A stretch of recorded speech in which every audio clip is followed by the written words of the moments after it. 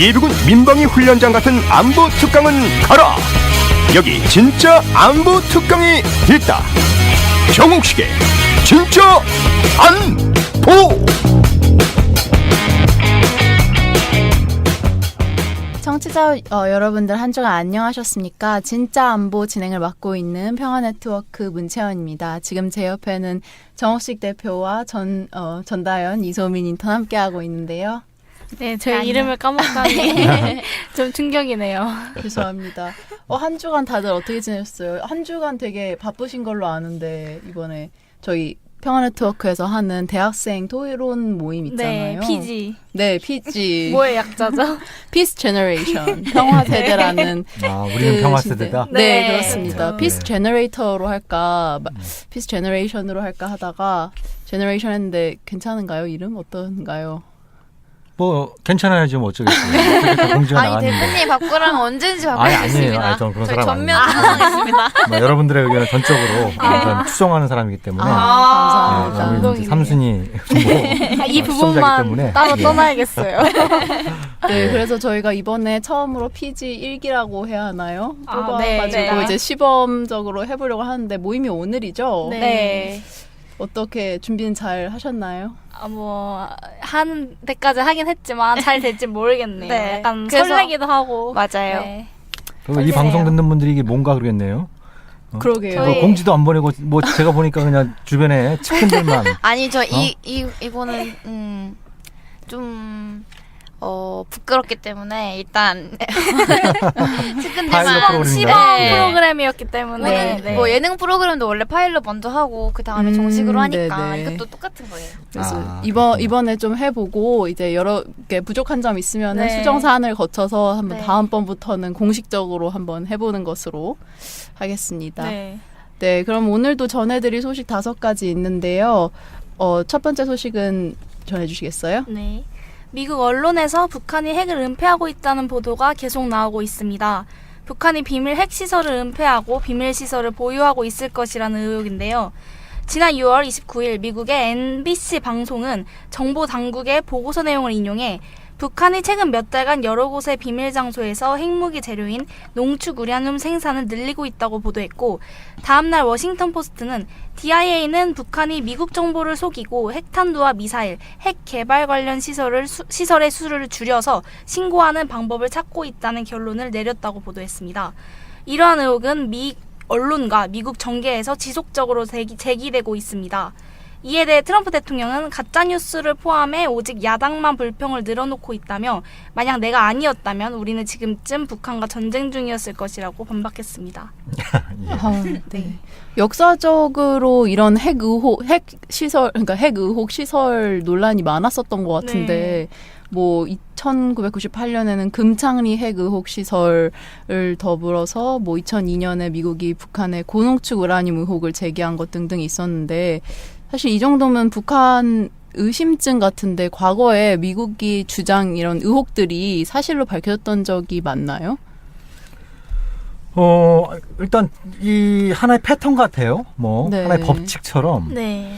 그 한반도 정세가 중대한 그 전환점에 서 있을 때마다 어김없이 미국 내 일각에서 북한의 비밀 핵 계획 이런 것들을 좀 폭로하는 이런 일들이 여러 차례 있었어요. 네. 1990년대 초반에도 있었고, 방금 전에 얘기한 것처럼 1998년도에 북한이 금창리에 몰래 또 핵시설을 만들어 놓고 있다. 네. 라는 것도 있었고, 2002년도에도 고농축 우라늄, HU 논란이 있었고, 네. 또 2007년도에는 그때 이스라엘이 그 시리아의 핵 의혹 시설을 폭격을 한 바 있는데, 네. 그 피격당한 시설이 북한이 지어준 원자로였다. 네. 핵발전소였다. 이런 또 이제 의혹 제기들이 있었는데, 네. 대부분 그런 의혹은 사실이 아니었거나 네. 아니면 상당히 과장된 네. 그런 경우들이 많았던 반면에 그 의혹을 제기한 의도는 또 대부분 네. 실현이 됐던 그런 어떤 좀 상황이었던 것 같아요. 이번에도 이제 마찬가지로 남북 정상회담, 북미 정상회담 까지 열리면서 지금 한반도 새로운 평화의 시작이다 이런 말이 나올 정도로 근본적인 그 전환의 움직임이 지금 일어나고 있는 이런 상황에서 네. 또 미국의 그 정보기관들이 언론에 네. 이런 정보를 유출을 하면서 뭔가 좀 제동을 걸려고 하는 아. 이런 움직임이 나타나고 있다고 하는 게 네. 이게 우연인 건지 하나의 어떤 뭐 역사의 필연적인 네. 법칙처럼 네. 뭔가 네. 뭐 이렇게 이게 음모론적인 얘기일 수 있겠지만 한반도 평화를 달가워하지 않는 그런 네. 미국 내 일부 강경파들의 발언인 건지 농간인 건지 네. 뭐 이런 것들에 대해서 좀 우리가 경각심을 가지고 봐야 될 것 같아요. 네. 정말 신기한 게 그런 기사들을 읽어보면 하나같이 이제 뭐 미국 국무부 관계자로부터 또는 맞아요. 뭐 정보당. 네, 뭐 백악관 관계자로부터 네. 등등 항상 이런 뉴스 출처가 불분명한 뉴스가 도는데 이런 거를 방지하거나 이런 걸 확인해 볼 수 있는 건 없나요? 일단 뭐 미국의 어떤 무슨 뭐 특수 공작원들이 북한 내에 침투해서 네. 이런 시설들을 뭐 육안으로 확인을 하고 거기에 뭐 시료를 채취하고 뭐 이런 어떤 과정을 거쳐서 나온 정보라기보다는 대부분 다 이제 군사 위성에서 찍은 위성 사진, 위성 사진을 가지고 이렇게 판독을 하는 거거든요. 네. 근데 이게 일단 모든 정보가 마찬가지인 것처럼 정보에도 보면은 정보라고 부를 때는 보통 이제 신뢰도가 7-80%, 한 90% 정도 될 때 그 정보라고 얘기를 하고 네. 이게 길 수도 있고 맞을 수도 있고 틀릴 수도 있는 거. 이건 이제 첩보 단계라고 얘기를 보통 해요. 네. 첩보. 네. 그런 한 50% 안팎 정도의 신뢰도를 갖고 이렇게 얘기를 하는데 네. 1차적으로 중요한 거는 이제 그 기술적인 판단, 과학적인 판단이라고 할 수 있는 영역이 있고 네. 그것이 도대체 뭘 의미하는 건가라고 하는 어떤 정치적인 판단. 네. 이렇게 이제 두 가지로 좀 분류해서 볼 필요가 있어요. 네. 근데 이번 같은 경우에는 좀 석연치 않았던 아는 부분은 일단 이 지금 소스 정보 당국의 소스가 미국 국방부 산하에 있는 국방정보국 DIA라는 데서 네. 뭐 내부 보고서를 통해서 이런 얘기가 나왔다라고 그 내부 보고서 일부 내용이 미국 언론에 유출이 됐고 그리고 그 보고서를 봤다라고 하는 미국 그 정보기관이나 정부 관계자들이 언론을 통해서 그 내용을 일부 전하는 이런 방식으로 이루어지고 있는데요. 네. 근데 미국에는 이제 16개 정보기관이 있어요. 네. 미국 그 네. 행정부 내에 그 연방정부 내 16개 정보기관이 있는데 어떤 한 정보기관에서 그런 정보 수집을 했다고 한다면 16개의 기관이 공동의 평가 과정을 거쳐요. 그래서 이제 국가정보국이라고 하는 이제 16개 정보기관의 수장, 네. 여기서 이제 최종적인 판단을 내리는 이런 어떤 이제 그 과정들을 밟는 게 정석인데 이번 같은 경우에는 한 개 기관 DIA에서 분석한 결과가 종합적인 판단이 내려지지 않은 상태에서 이제 언론에 유출이 된 네. 유출이 된 건 유출을 한 건지 유출을 했겠죠. 예, 그런 내용들이 이제 유출이 돼서 보도가 된 것이고 그리고 그런 의혹 제기는 할 수 있어요. 예를 들면 네. 예를 들면 지금 그 거론되고 있는 강성이라고 했다가 또 강선이라고 했다가 네. 거기에 지금 그 영변에 공개된 우라늄 농축 시설이 한 3-4배에 달하는 한 12,000개 정도의 원심 분리를 갖고 있는 대규모 우라늄 농축 시설이 있는 네. 것 같다. 그런 의혹은 제기할 네. 수 있을 수도 있어요. 그쵸. 예, 근데 그것이 곧 북한이 몰래 핵무기를 만들 수 있는 고농축 우라늄을 생산을 하고 그리고 결국 그거는 이제 신고 대상 또 폐기 대상에서 제외를 시킴으로써 예를 들면 북한이 이제 미국 그 정보 기관에선 최대 65개 핵무기를 갖고 있다라고 평가를 하고 있는데 네. 예를 들면 미국에 30개 정도만 보고하고 네. 신고하고 네. 한 30개 정도는 이제 꼽을 치는 네. 그 핵주머니를 따로 차는 네. 이런 거라고 하는 결론을 내리는 건 다른 차원의 문제라는 거예요. 네. 그런 어떤 결론을 내리는 데서 아까 얘기한 것처럼 다른 정보기관 그리고 이제 행정부 차원의 검토가 필요하고 그리고 또 북한한테 확인을 해봐야 될 거잖아요. 그쵸. 이게 있냐? 네네. 북한이 지금까지 없다고 얘기한 적은 없어요. 그러니까 북한이 마지막으로 핵 신고를 했을 때가 2007년도 말이었어요. 네. 2007년 말, 2008년 초였어요.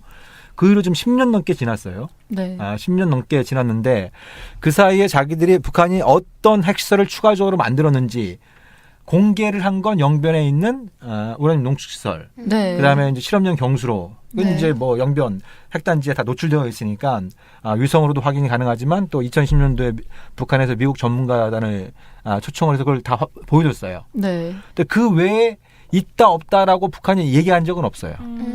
자기들이 추가적으로 만들었는지 네. 만들어 놓고 없다라고 뭐 좀 오리발을 내밀고 있는 건지 이런 건 아직 확인도 거치지 않은 단계인데 지금 북한이 한쪽 입으로는 완전한 비핵화를 얘기하면서 다른 쪽으로는 또 핵무기와 핵물질을 꼬불치려고 하고 있다. 이렇게 네. 결론을 내릴 수는 없다는 거예요. 지금 단계에서. 근데 그렇게 근거 없는 뉴스가 미국에서 계속 나올 수 있는 이유가 대표님 칼럼에서 북한의 핵무기 보유량이 최대 65기에 달하고 영변 이외에도 우라늄 농축 시설이 존재할 것이다라는 그런 미국 주류의 강력한 믿음이 있기 때문이다라고 하셨는데 왜 그런 미국 주류는 북한이 그럴 거라고 이렇게 강력하게 믿고 있는 거죠? 아니, 그러니까 이게 이제 아까 얘기한 것처럼 역사가 깊어요. 네.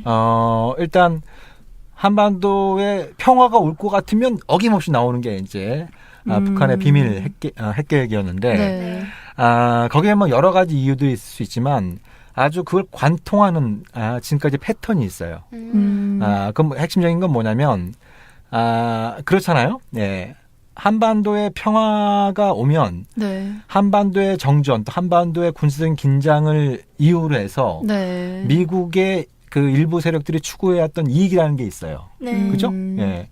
뭐 대규모의 주한미군 주둔, 그죠? 네. 그리고 또 이제 무기 판매, 그리고 한국이라고 하는 나라를 안보, 공약을 대가로 해서 한국이라는 어떤 중견 국가를 미국의 어떤 이제 종속적인 이제 나라로 네. 이렇게 네. 좀 삼아왔던 또 특히 이제 최근에는 북한을 빌미로 해서 이제 중국에 대한 봉사망을 강화하려고 하는 이런 움직임들이 쭉 있어왔단 말이에요. 네. 예.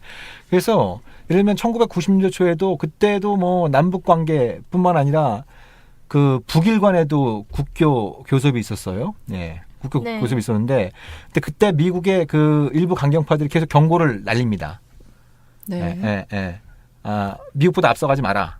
음. 그리고 지금 뭐 북한의 핵 의혹이 제기되고 있는데 그거를 무시하는 상태에서 뭐 북한하고 관계 개선을 추구하지 말라라고 이제 경고를 내보냈었는데 네. 이게 잘 안 되는 부분이에요. 왜냐하면 뭐 북한이 비밀리에 핵무기를 개발하고 있다고 얘기를 하는데 명확한 증거가 없는 거예요. 네. 명확한 증거가 없는 그렇죠. 뭐 이런 상태였는데 근데 그때도 지금 뭐 마찬가지로 DIA 국방정보국과 CIA 이런 쪽에서 북한이 기만 계획을 갖고 있다. 네. 기만 계획. 그러니까 신고한 것 외에도 별도의 지금 꼬불쳐둔 핵 프로그램이 있고 거기서 최대 플루토늄 한 10kg 정도를 생산을 했다. 네. 네. 이렇게 이제 주장을 한 바 있어요. 그때 북한은 그 자기들이 추출한 거는 플루토늄 90g이라고 얘기했거든요. 네. 90g과 10kg는 엄청난 차이가 있는 거잖아요. 그렇죠. 그죠. 예, 10kg면은 핵무기 1개 내지 2개의 그 핵무기를 만들 수 있는 분량이란 말이에요. 예. 그래서 그것 때문에 막 그때 엄청난 위기가 온 적이 있었는데, 근데 그걸 주도했던 사람이 그 당시 국방부 장관이었던 딕 체니 네. 네. 아들 부시 때는 이제 부통령이었죠. 그다음에 그 국방부 차관이었던 폴 월포이츠 아들 부시 때는 또 국방부 부장관 네오콘의 핵심 중에 핵심. 그러니까 네. 존 볼튼은 딕 체니나 폴 월포이츠에 비하면 그냥 이렇게 떠버리 정도에 불과한 거예요. 실세는 네오콘의 실세는 이들과 함께 도널드 럼스펠트 국방장관 이런 사람들이 이제 네. 핵심적인 실세들이었는데 네. 이제 주로 이런 펜타곤 중심에서 이런 사람들하고 그리고 그때 CIA 국장이 로버트 게이츠라고 네. 로버트 게이츠라는 사람이었어요. 네. 이 양반은 또 이제 아들 부시 때는 국방부 장관. 나중에 네. 오바마 행정부 때까지도 이제 1기 때까지도 이제 국방부 장관을 지냈던 사람인데 이들이 갖고 있는 공통적인 생각은 뭐냐면 네. 북한을 상대하는 방법은 무슨 뭐 협상 이런 것이 아니고 압도적인 무력, 군사력, 네. 또 동맹 강화를 통해서 북한을 제압하는 방식으로 가야 된다는 게 이제 하나 있는 것이고 또 하나는 북한도 북한이지만 앞으로 미국이 상대해야 될 나라는 중국이다. 네, 중국이다. 네네. 그래서 뭐 이제 남북한의 그 국력 경쟁도 끝났고 네. 북한이 이제 외교적으로 고립됐고 또 남북한이 이제 화해협력이 이루어진다 해서 북한의 위협이 사라진다고 해서 주한미군을 철수하는 건 굉장히 어리석은 일이다. 네. 네, 그래서 대규모의 주한미군 주둔을 정당화시켜 왔던 인물들이에요. 네. 네. 그렇죠. 그러니까 지금 상황이 잘 보여주는 것처럼 지금 뭐 예를 들면 트럼프 같은 경우에는 한반도에 평화가 오면 주한미군도 데려와야 되는 거 아니야 이런 생각을 갖고 있단 말이에요. 네. 네. 네, 그러니까 굳이 한국에서 미군 철수를 얘기하지 않아도 미국 내에서 야, 이제 우리 애들 좀 데리고 와야 되는 거 아니야 이런 얘기 나올 수밖에 없는 거예요. 그렇죠. 예. 네. 근데 이거에 대해서 근본적인 불만을 갖고 있는 세력들이 존재하는 거예요. 과거에도 그렇고 지금도 그렇고 이런 어떤 부분들이 있는데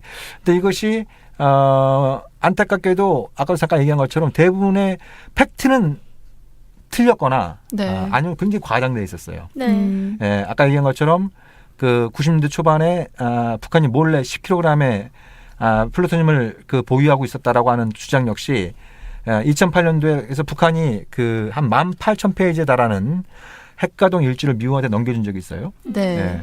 그래서 이제 미국 그 정부에서 그걸 갖다가 몇 주 동안 잠도 안 자가면서 그걸 분석을 해본 결과 그 문서상으로는 북한이 1990년대 초에 신고한 99담이 맞다라고 하는 잠정 결론이 나온 적이 있어요. 그것이 이제 부시가 북한을 테러 지원국에 세자는데 아주 결정적인 배경이 됐던 거거든요. 네. 예, 예.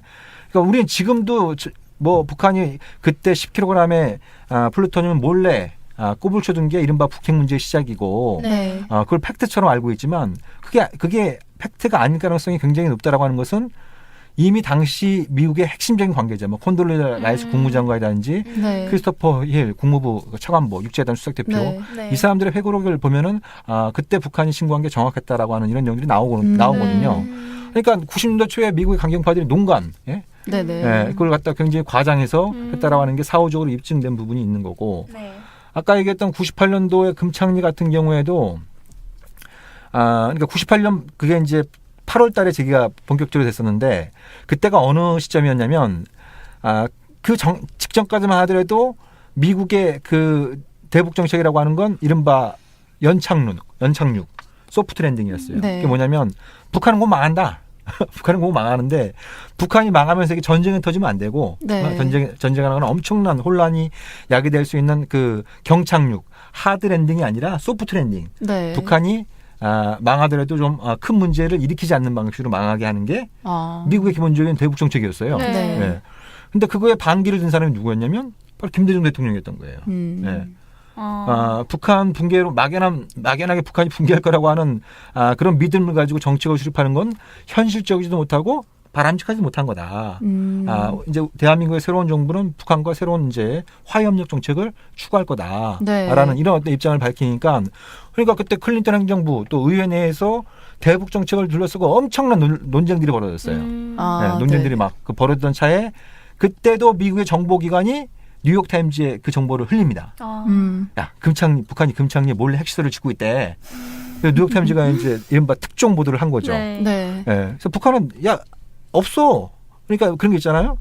북한이 부정하면 그건 더 강한 행동으로 이제 간주가 되는 거예요. 네. 예. 그래서 옥신각신 하다가 결국 어떻게 타협을 받냐면 그래서 북한에서 그럼 와서 확인해라. 네. 그렇지만 맨입으로는 안 된다. 맨입으로 안 된다. 우리가 지금 저기 식량이 많이 부족하니까 좀 식량을 좀 제공해 달라. 네. 네. 그래서 두 차례 금창리 현장 방문한 대가로 미국이 60만 톤의 식량을 지원을 네. 한 거예요. 근데 가서 보니까 텅 빈 동굴이에요. 빈 동굴이에요, 그냥. 네. 식량만 날린. 아니, 그러니까 그건 이제 인도적인 목적으로 이제 네. 인도주의적인 목적으로 이제 뭐 지원을 하고 이런 부분들에 대해서는 우리가 긍정적으로 평가할 수 있는 부분인데, 근데 아무튼 그것도 그런 거예요. 네. 네. 그 2002년도에도 뭐 우라늄 농축 관련해서 여러 가지 얘기들이 많이 있지만 그때 그 미국이 북한이 너희 고농축 우라늄 이용해서 몰래 핵무기 개발하고 있는 거 우리가 알고 있어 막 이렇게 해갖고 막 이제 옥신각신하다가 제네바 합의가 깨졌는데 네. 그때 그 문제를 부시 행정부가 제기했던 거를 잘 보여주는 사람이 누구였냐면 존 볼튼이었어요. 그때 이제 국무부 차관이었고 지금은 안보보좌관이죠, 백악관. 네. 이 양반이 뭐라고 했냐면 이 우라늄 농축 문제야말로 내가 그토록 찾았던 이 제네바 합의를 깨부술 해머다. 예, 그러니까 북한이 100% 결백하다 이렇게 얘기하기 힘들 수 있어요. 네. 왜냐하면 네. 그 이후로 이제 대규모의 우라늄 농축 프로그램을 가동을 했기 때문에 적어도 2002년 당시에 예를 들면 이제 뭐 연구 개발 단계 아니면 파일럿 수준 아주 초기 단계에 했을 가능성은 충분히 있어요.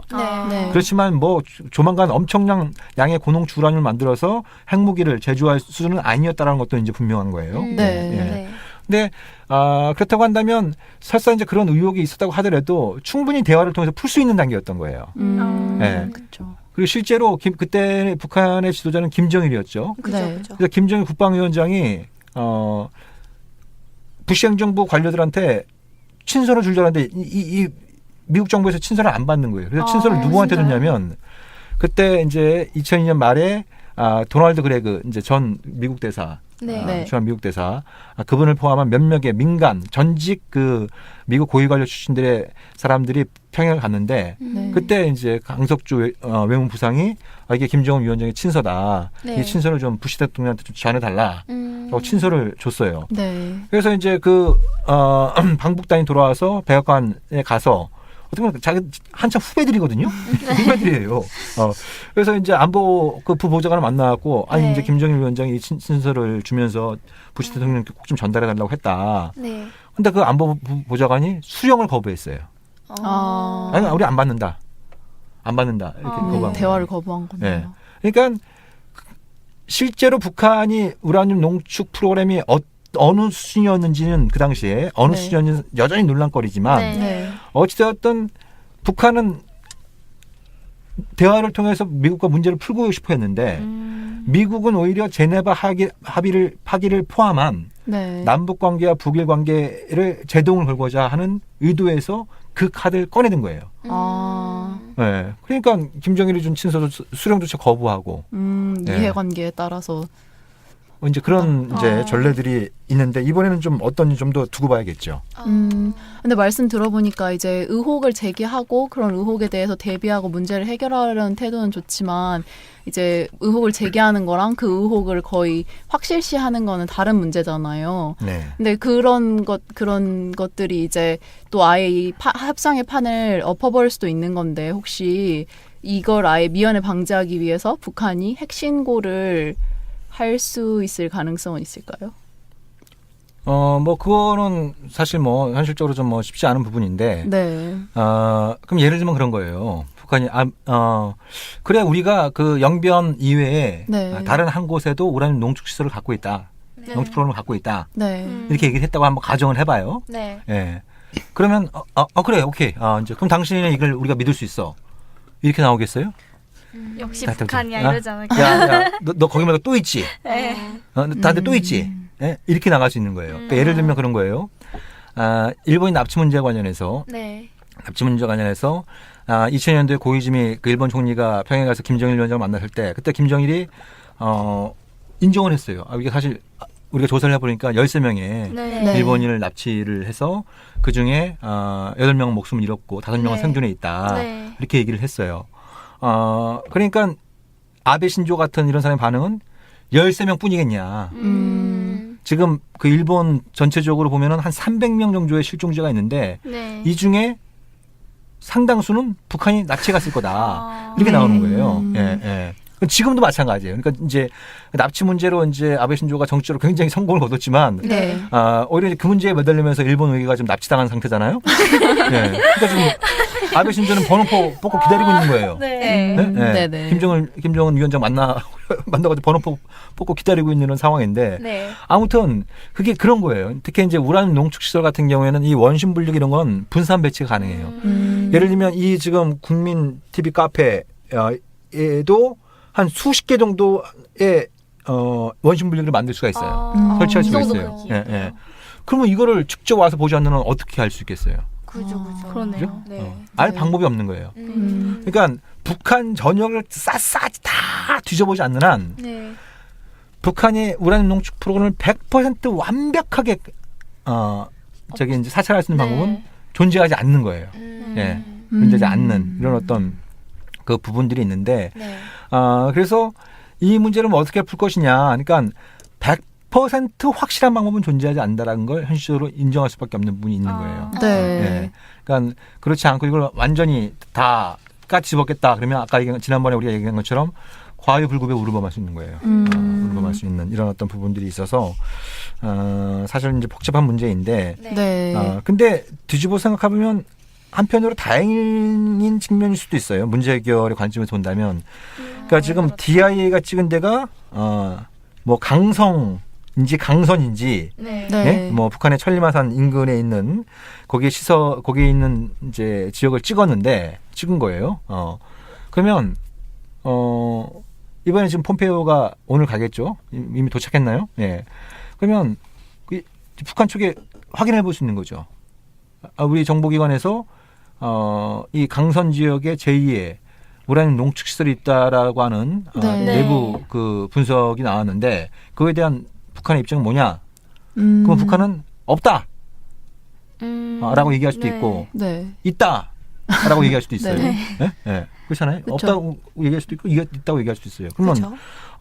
없다고 얘기하면 그러면 폼페오가 얘기할 수 있죠. 그럼 우리가 확인해보죠. 우리 전문가들이 한번 가서 현장 방문을 하고 싶다. 네. 네. 그러면 이제 협상이 가능해질 수 있는 거예요. 옛날에 금창리 갔던 것처럼, 네. 그죠? 금창리 갔던 것처럼 있다고 해도 마찬가지로 아까 얘기했잖아요. 북한이 2007년, 8년 초에 핵심 구한 이후로 지금 10년이 넘게 지났기 때문에 네. 예, 북한이 이걸 은폐한 건 아니에요. 기본적으로 아직 신고를 한 바가 없기 때문에 은폐를 한 거 했다고 얘기할 수는 없는 거예요. 그쵸. 기본적으로. 예. 네. 없다고 그럼 있다라고 하는 게 인정을 하면 그러면 이제 그러면 이거를 갖다가 폐기 대상에 포함시킬 것이냐 말 것이냐 이걸 또 이제 협상할 수 있는 방법이 생기는 거예요. 네. 네. 근데 강선이라고 하는 지역이 특징 없이 어딘가에 있을 거다. 아. 어딘가에 있을 거다. 그러면 아까 얘기한 것처럼 다 뒤져봐야 되는데 너무 일단 힘들죠. 강선이라고 특징을 했기 때문에 네. 1차적으로 이제 그 문제만 좀 확인을 하면 100%는 아니지만 중요한 고비는 넘길 수가 있는 거죠.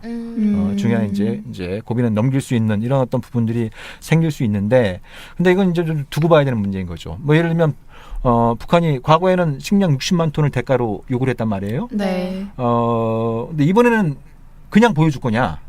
예? 그냥 보여줄 거냐? 맨입으로 보여줄 거냐? 네. 예? 예. 아니면 무슨 대가를 요구할 거냐? 네. 대가를 요구했을 때 트럼프 행정부가 어떤 반응을 보일 거냐? 네. 예? 예. 그러면 그런 것들이 이제 트럼프는 그냥 아무것도 안 주고 보고 싶어 하겠죠. 그렇죠. 그죠? 네. 자기는 미국 국민들의 세금을 한 푼도 안 쓰겠다고 얘기를 했으니까. 네. 네. 근데 북한의 입장에서는 이게 어떻게 보면 상당히 북한의 입장에서는 이제 주권 침해 요소가 있단 말이에요. 그죠. 예, 예. 패전국도. 예. 그러니까 그런 어떤 상황에서 아무런 대가 없이 보여주기도 쉽지 않은 이런 부분들이 맞물려 있어서 그래서 이게 뭐 쉽게 네. 좀 예상하기는 좀 어려운 문제이겠지만 그래도 한편으로 보면은 강선이라고 하는 지역이 특징된 게 문제 해결 관점에선 더 나은 그럴 오히려 수 좀 만들 수 있는 있겠네요. 이런 부분들도 있을 수 있겠죠. 네. 그럼 핵신고에 대해서 오랫동안 이야기를 나눠봤는데 뭐 더 추가적인 내용은 비핵화 내용 이렇게 얘기할 때 다뤄보도록 하고 다음 소식 전해주시겠어요? 네, 미국의 마이크 폼페이오 국무장관이 현지 시각으로 5일에 출발하여 북한을 방문합니다.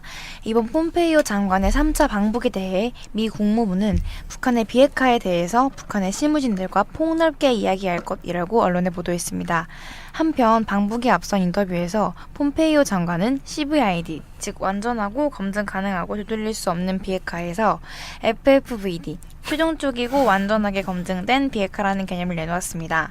또한 존 볼턴 보좌관이 공개적으로 1년 내 비핵화를 언급했지만 정작 폼페이오 장관이 이끄는 미국 국무부는 비핵화 시간표를 제시하지 않겠다는 입장을 표명했습니다.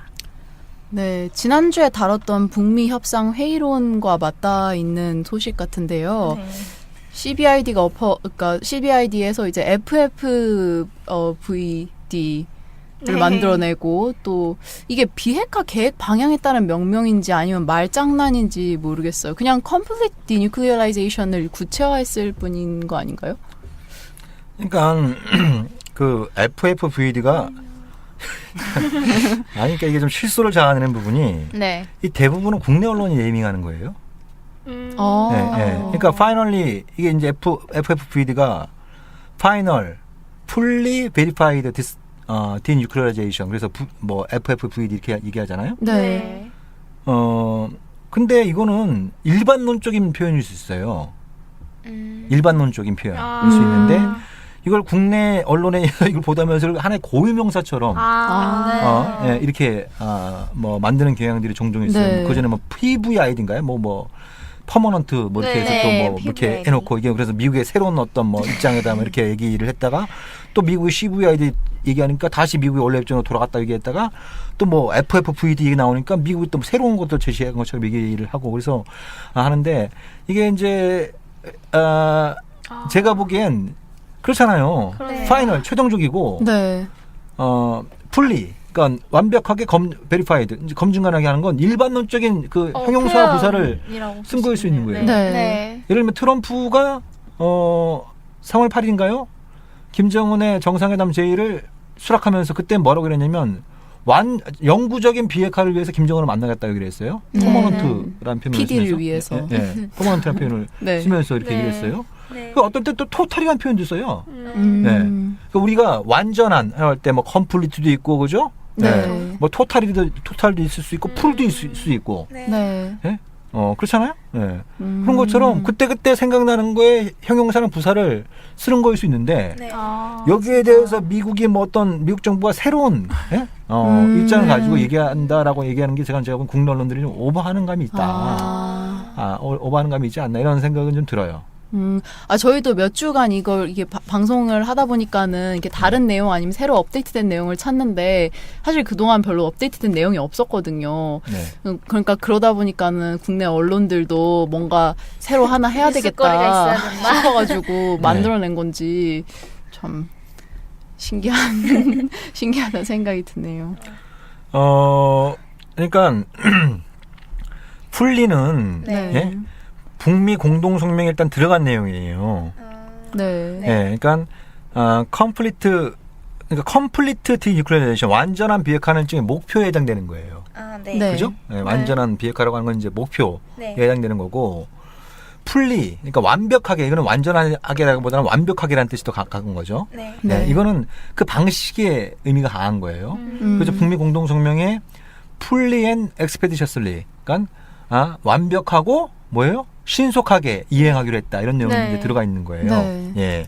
그래서 그런 차원에서 이제 쓴 표현일 가능성이 높은 거고 이제 그리고 그 컴플리트라는 표현 안에는 그 베리파이가 들어간 거예요. 베리파이. 그렇죠. 예. 완전한. 그러니까 군부 통제 용어에서 컴플리트니스 완전성이라는 개념 속엔 검증을 당연히 포함하고 있는 네. 그런 겁니다. 그러면 봐봐요. 이게 마치 이제 미국의 새로운 정부 입장이라고 한다면 C가 빠진 거 아니에요. 그죠. 그러면 예?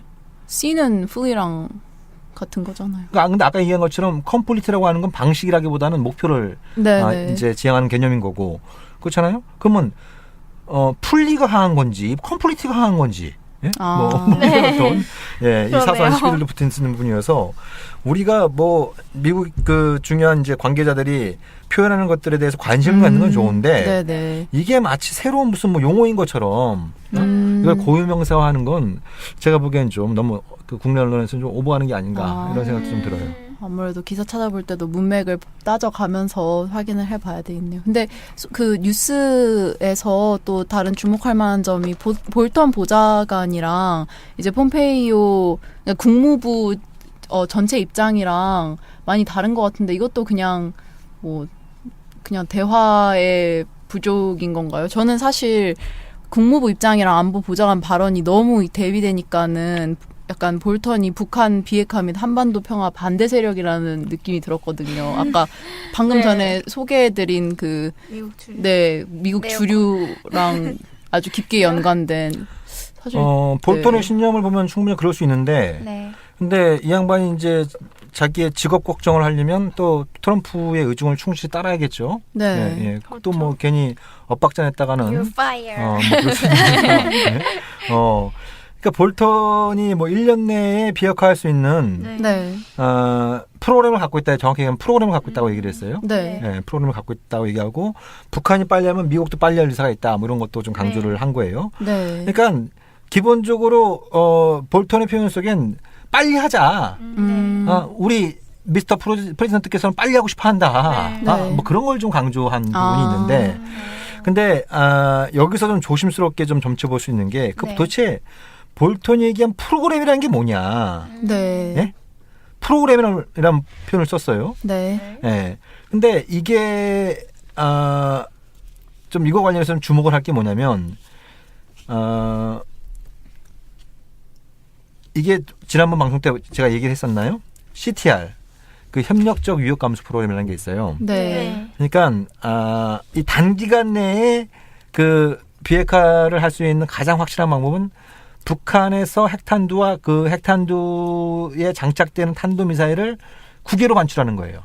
그렇죠. 러시아로 네. 반출. 그래서 러시아로 반출하는 뭐 이런 어떤 방법들을 생각할 수 있는데 지금 저게 7월 16일 날 트럼프하고 푸틴이 정상회담을 할 예정이죠. 네. 예.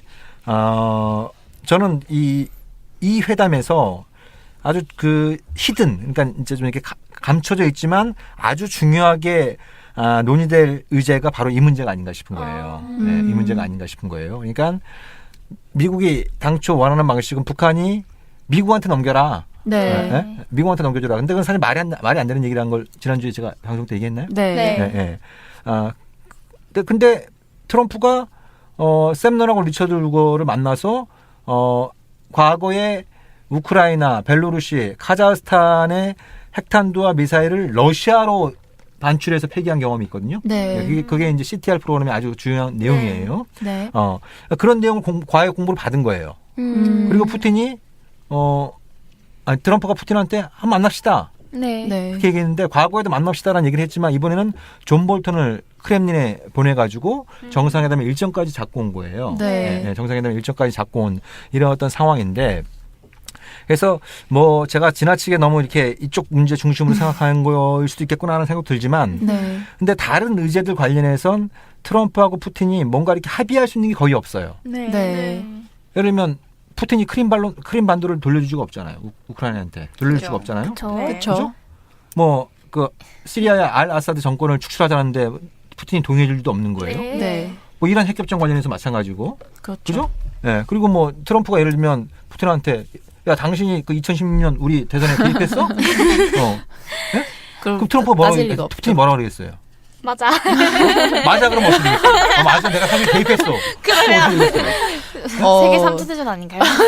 그러면 트럼프는 날아가는 거예요. 네. 탄핵이 될 수 있는 거예요. 탄핵이. 한반도 평화도 당연히 그것도 푸틴이 없다 그러겠죠. 네. 네. 당신도 알다시피 우리 개입한 적 없어 이렇게 그쵸. 나올 거 아니에요. 네. 네. 그렇죠. 그럼 그런 것만 가지고 돌아오면 트럼프는 이제 미국 들어가면 욕을 바가지고 먹는 거예요. 네. 그죠. 뭐하러 만났냐. 뭐 하나 이룬 게 없지 않냐. 네. 이렇게 나올 수 있는데 근데 그런 어떤 상황에서 만약에 트럼프하고 푸틴이 만나가지고 우리가 지금 세계 평화의 가장 중대한 문제인 북핵 문제 관련해서 러시아와 미국이 공동으로 협력하는 방안에 대해서 우리 협력하는 방법을 찾아냈다. 네. 예. 그건 과거에 미국의 민주당이 주도했던 그 협력적 위협 감소에 따라서 북핵을 러시아로 반출해서 폐기하는 방법 네. 이런 문제를 관련해서 깊이 있게 논의하고 왔다. 네. 네. 예? 이렇게 만약에 그렇게 얘기할 수 있으면 네. 그러면 지금 전반적인 어떤 미국 내의 팽배한 북한은 절대로 핵을 폐기하지 않을 거다. 네. 분명히 딴주머니 차서 거기다 이제 핵을 은폐할 거다. 이런 어떤 거에 상당한 정치적인 반격을 가할 수가 있어요. 네.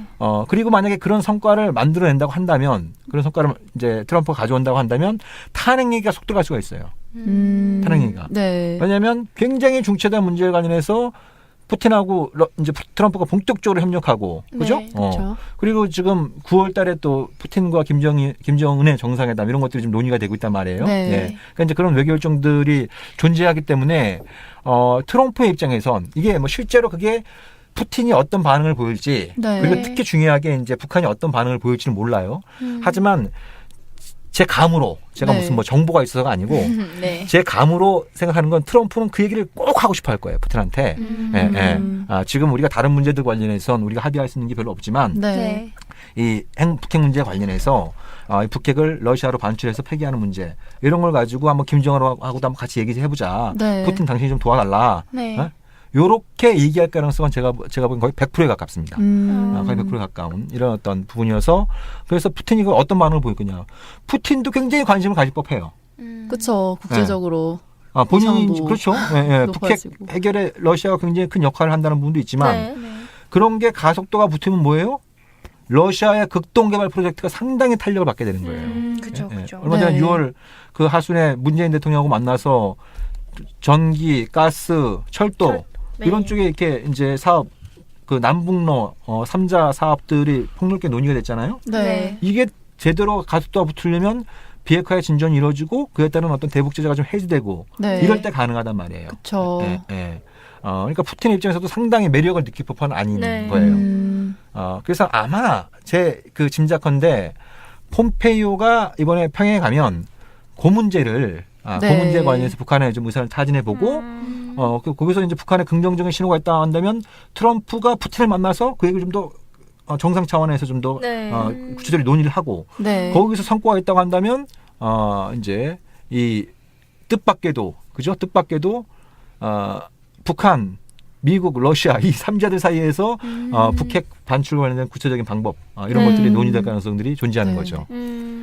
근데 진짜 대표님 말씀이 설득력 있게 느껴지는 게 미국이 처음에는 북한 비핵화가 상당히 오래 걸린다 이런 입장이었던 것 같은데 최근에는 뭐 1년에 가능하다, 2년 내에 가능하다라고 하는 걸 보면은 이렇게 존 볼트리 말한 프로그램 또는 보관이 있는 것 같게 느껴지더라고요, 저는. 근데 저는 좀 궁금한 게 이렇게 비핵화 시간표에 대한 관심은 상당히 많잖아요. 근데 네. 북한이 이렇게 비핵화를 좀 더 가속화할 수 있도록 하려면은 좀 다른 뭔가 보상이 있어야지 될 텐데 그럼 뭐 평화 옛날에 말씀해 주신 이제 평화 체제에 대한 뭐 시간표나 이런 것들은 전혀 논의되지 않고 있는 것 같아서 조금 아쉽거든요. 어떻게 생각하세요? 아쉬워요? 네. 어느새 종북이 되신 거 아니에요? 위험해진 건가요? 네. 그러니까 그 과거의 역사가 얼마만큼 현재 상황 문제 해결하는데 도움이 될지는 뭐 역사가 그대로 되풀이되지는 않겠지만 네. 과거의 사례가 분명히 그 중요한 참고 사항인 건 분명한 거죠. 네. 그러면 이제 그런 문제부터 제기가 되는 거예요. 아까 방금 전에 얘기했던 북핵을 뭐 러시아가 됐던 어디로 반출하는 문제는 그 전이라고 그건 그 다음 문제라고 한다면 먼저 해야 될 게 북한이 신고를 해야 되잖아요. 네. 네. 네. 야 우리 내가 이런 거 갖고 있어. 얼마큼 갖고 있어라고 그 신고를 해야 되는데 여기서부터 이게 쉽지 않을 수가 있어요.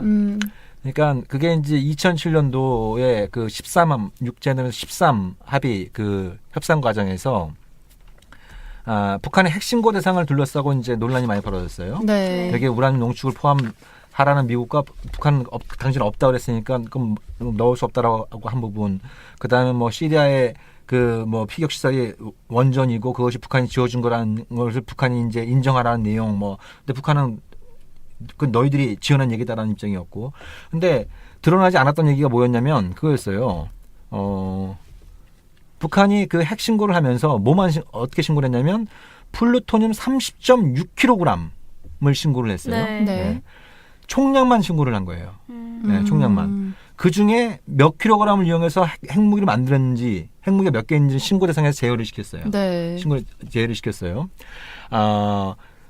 그래서 그것 때문에 그 당시 미국의 수석 대표였던 크리스토퍼 힐이 워싱턴에 돌아가서 그 딕 체니한테 조인트 까였어요.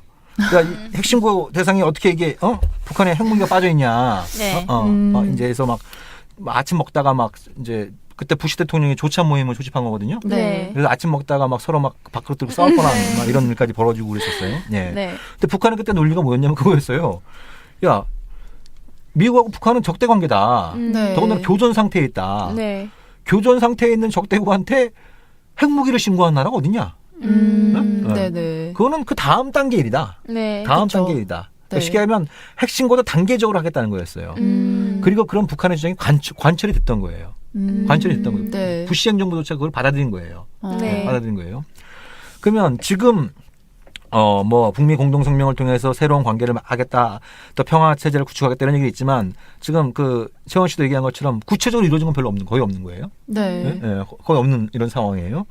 그러면 북한이 이제 이번에 폼페이오가 가서 적어도 핵신고와 관련된 구체적인 내용을 받아와라 이런 얘기들을 미국의 주류들이 많이 하는데 그럼 북한이 당연히 그런 얘기를 하겠죠. 그 전에 우리가 풀어야 될 게 있다. 북미 공동성명 1항의 새로운 북미 관계. 네. 또 아직 새로운 게 없다. 네. 당신들 얼마 전에 또 그 북한에 대한 제재를 또 1년 연장하지 않았냐? 네. 아직 새로워진 게 없다. 평화체제 구축? 아직 뭐 그쵸, 평화체제 말로만. 구축을 위한 협상도 시작되지 않았다. 네. 이렇게 나올 수가 있는 거예요. 네. 이렇게 나올 수 있는 거예요. 예, 예. 그러면 이제 중요한 포인트는 그거를 어떻게 이제 시퀀싱, 네. 상호 조율된 조치로 만들어낼 거냐. 이것이 이제 중요한 포인트가 되는 거예요. 그래서 빠르게 하려면, 정말 빠르게 하려면 뭐 존 볼턴 얘기한 1년이라고 하는 게 기술적으로는 불가능한 시간이 아니에요. 예를 들면 과거에도 보면 우크라이나, 벨로루시, 카자흐스탄에 이 세 나라 합쳐갖고 핵무기가 한 8,000개 정도 있었어요. 8,000개 정도 있었어요. 근데 그거를 갖다가 러시아로 이전 폐기하는데 3년도 채 안 걸렸어요. 네? 3년 정도 채 안 걸렸어요. 네. 북한은 이제 최대치로 얘기하는 게 65개고, 예. 음. 요거는 마음만 먹으면 정치적인 결단만 딱 내려지면 굉장히 단기간 내에 네. 그리고 폐기 시점을 러시아로 갖고 와서 완전히 해체가 끝난 시점이 아니라 러시아 국경으로 들어간 순간부터 폐기로 간주할 수 있는 거거든요. 네. 그렇잖아요. 예. 그러니까 이거는 정치적인 결단만 내려지면 빠르게 갈 수 있는 거예요. 기술적으로 본다고 한다면. 그죠? 예. 물론 검증이나 문제가 남아있지만. 네. 근데 그런 북한의 정치적인 결단을 이끌어내려면 상당한 수준의 북미 관계가 새로운 국면을 접어들어야 되는 거고, 평화체제 구축도 가시화될 때. 네. 그죠? 네. 이게 이제 가능해지는 부분이에요. 근데 이 얘기는 거의 없는 거예요. 그쵸. 네. 지금 이 얘기는 거의 없는 거예요. 네. 예. 그러니까 비핵화는 중요한데 비핵화만 얘기해서 비핵화 되는 게 아니에요. 그렇죠. 예. 비핵화 언제까지 하자 시간표를 짜는 거 중요해요. 네. 비핵화만 시간표를 짤 수 없는 거예요. 예. 그쵸. 이제 거기에 짤수 대한- 없는 거예요. 그러니까 그런 어떤 부분들이 저는 뭐 그 폼페이오가 이미 이제 3번 갔고 이번에 3번째 가는 거잖아요. 네. 그리고 또 이제 싱가포르에서 또 장시간 또 회담을 해봤고 그래서 이거를 잘 알고 있을 거라 생각해요. 네. 예. 트럼프도 마찬가지고 네. 그쵸. 폼페이오만큼은 아니겠지만 트럼프도 기본적으로 협상의 법칙을 어느 정도 이해를 하고 있는 이런 그 상황에 있는 거죠. 네. 그래서 중요한 포인트는 비핵화 관련된 뭐 시간표와 핵신고와 가시적인 조치 이런 것들이 나올 것이냐 또 관심사지만 네. 그것만 봐서는 절대 나오지 않는다. 예. 그러면 그렇죠. 그거에 대한 상응 조치, 새로운 관계 수립과 평화체제 구축 관련된 이런 부분에서 어떠한 것들이 나올 것이냐 이런 걸 좀 네. 같이 볼 필요가 있는 거겠죠. 아, 그렇죠. 비핵화 시간표가 나온다고 해도 이제 이거를 실제로 이행하는 데 있어서는 어느 정도 단계적 보상이 필요한 부분이니까. 근데 보상이라는 표현은 적절한 표현은 아니에요. 아, 그럼 뭐 예, 예. 어떻게 단계적 협상? 보상은 뭐 어떤 대가를 지불한다는 거 의미가 강하잖아요. 네. 네. 그래서 대가를 지불한다는 의미가 강해요. 그렇지만 예를 들면 뭐 대북 제재를 해제하는 게 대가를 지불한다라고 보기는 어려운 거죠. 네, 네. 예. 그리고 뭐 정전협정을 평화협정을 대체하는데 대가를 지불한다. 그러니까 대가를 지불한다는 소리는 상대방한테 뭔가 도움이 되지만 우리는 뭔가 손해보는 듯한 네. 이런 그 느낌을 그러네요. 하게 되는 거죠. 그래서 보상이라는 표현은 적절한 표현은 아니고 뭐 상응 조치라든지 네. 그죠? 공동의 이익의 조치. 네. 그러니까 그렇잖아요. 뭐 그 평화협정을 체결하면 북한만 좋은 게 아니잖아요. 네, 그렇죠. 그렇죠. 관련국들 다 좋은 거고 국제적으로는 공공재를 만들어내는 거기 때문에 네. 공동의 이익을 증진시키는 그런 조치가 되는 것이죠. 네. 예. 저도 그런 생각을 하고 보상이라는 단어를 썼던 건 아닌데 아무래도 언론이나 이런 이렇게 접하는 매체들에서 그런 단어를 사용하다 보니까는 약간 저도 그냥 무의식 중에 그렇게 쓴 것 같네요. 잘 썼어요. 그래서 이제 다시 한번 그 어떤 환기할. 아, 그렇죠. 다시 있고. 약간 그런 네. 패러다임에 혹시 혹여나 젖어 있었지 않았나라는 생각도 드네요. 그럼 저희는 이것으로 1부 마치고요. 2부로 다시 돌아오겠습니다. 네. 국민 라디오 개국부터 지금까지 쭉 우리 대리운전 1544-941 국민 대리운전 이번엔 꼭 국민 대리운전을 부르리 대리 운전은 꼭 국민 대리운전 공정언론 국민TV와 끝까지 함께하겠습니다. 1544-941 국민 대리운전 의리